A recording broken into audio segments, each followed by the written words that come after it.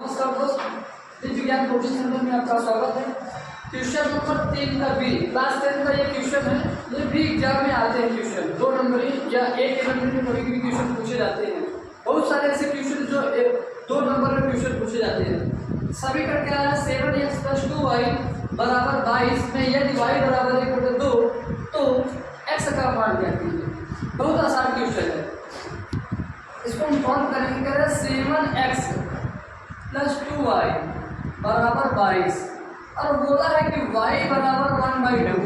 अब जो y का मान है वही इसको हम मान लेते हैं समीकरण 1 और इसको मान लेते हैं समीकरण 2। समीकरण 2 का मान समीकरण 1 में पुट कर दीजिए। देखिए समीकरण 2 का मान समीकरण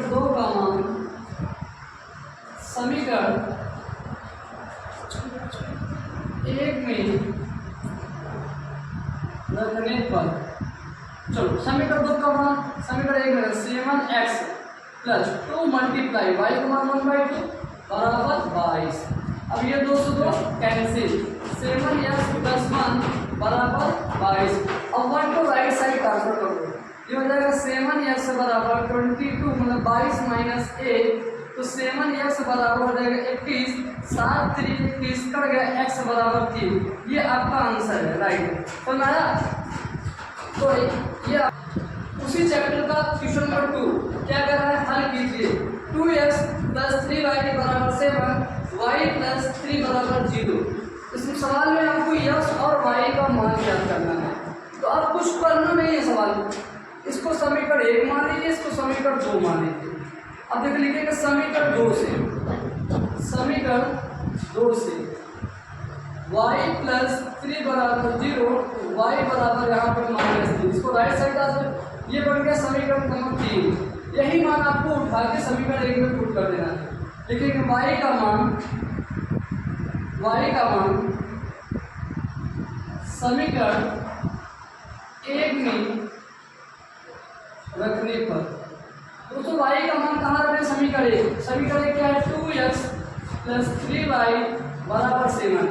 तो 2x + 3 मल्टीप्लाई y की वैल्यू 5 है -3। इसको ब्रैकेट रखेंगे। अच्छा क्यों ब्रैकेट रखते हैं? दो साइड एक साथ नहीं लिखते हैं इसलिए इसको हम ब्रैकेट रखते हैं। इसको तो क्या है 7। अभी हो जाएगा 2x + 3 और 3 का गुणा करेंगे कितना हो जाएगा 9 बराबर 7। यहाँ पे 2x बराबर 7 और ये उधर जाएगा 9।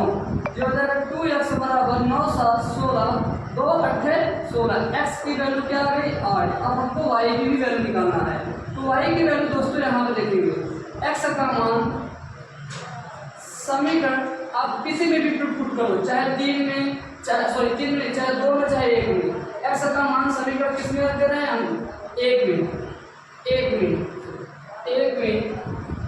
रखने पर।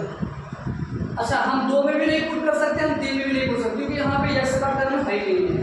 तो यहाँ पे 2x + 3y बराबर 7 2 मल्टीप्लाई x की वैल्यू क्या पाए 8 + 3y बराबर 7।